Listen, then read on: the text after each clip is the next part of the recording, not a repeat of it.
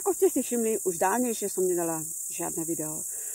Po konaní druhého kola prezidentských volieb som v tejto šachovej partii svoju dámu položila. Polovica ľudí nechce zložiť ružové okuliare, štvrtina nemá absolútne potuchy o tom, čo sa okolo nich deje a ten zvyšok, ten sa maximálne zmôže na nenávistné komentáre na sociálnych sieťach. Tí, ktorí vidíme, je nás málo a postupne to vdávame. Normálna spoločnosť nám zaniká, naše deti budú hlúpe a Boh vie, akého pohlavia. Myslíte si, že toto napríklad také moslimovia dovolia, že žena bude muž a naopak? Nedaj Bože tretie pohlavie. Viete, aké sú u nich tresty? Pri 89. pohlaví, ak o ňom vôbec majú potuchy, si ťukajú na čelo o nás. Riešime tému dňa, ale zabudli sme sa poobzerať dookola seba. Na Slovensku je veľmi zlá pandémia. Vykolalo mi to oči pri tzv. Atentáte na Fica. Volá sa to Stockholmský syndrom.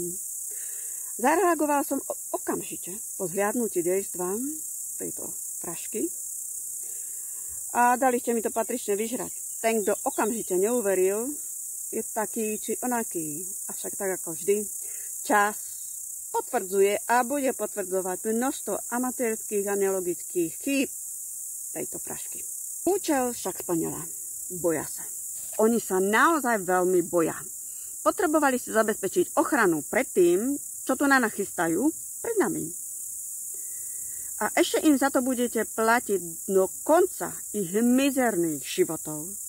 Za zničenie našich životov. A ešte ich za to milujete. Neverili ste mi a ani neveríte, že Fico je spolu s Matoľkom. Vždy boli a budú spolu.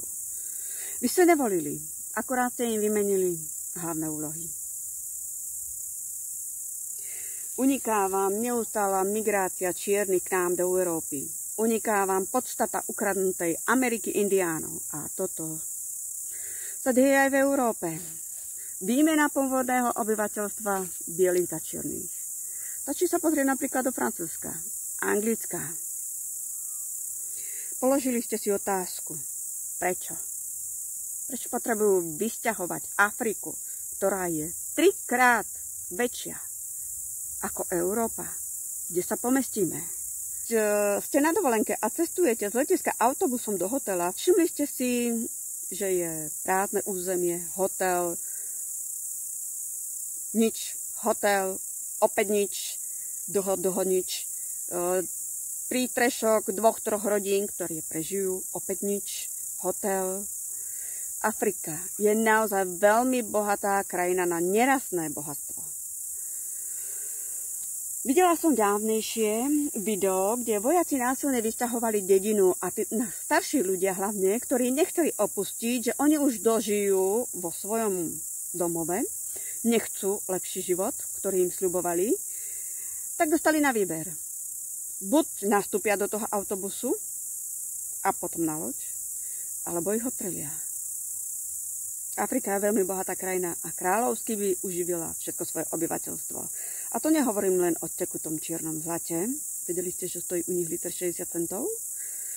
Ale tak ako celé toto video je konšpirácia, tak zakonšpirujem, že je tam živá, kvalitná voda. Prečo sa zamerali na Slovensko? Máme krásne hory, úrodné polia a živú vodu. V roku 2019 som vám povedala, dajte si packu z jednej strany, lebo život vám dá z druhej a z toho sa už nevyhrabeme. Smiali ste sa. A čo spravíte teraz? Nič. A oni to veľmi dobre vedia. Začiatkom roku 2020 na autoštrajku v Bratislave sa 5 ľudí nevedelo dohodnúť, či pôjdeme rovno, pravo alebo na kruháč. Poviem to isté, čo som im povedala vtedy. Ako chcete, aby sa 100, 500 tisíc ľudí či milión spojilo, keď sa nedokážete spojiť vy 5? A na záver, už iba gratulácia voličom menšieho zla. Ja poznám zlo a dobro. Čo je to menšie zlo? Menej bolí?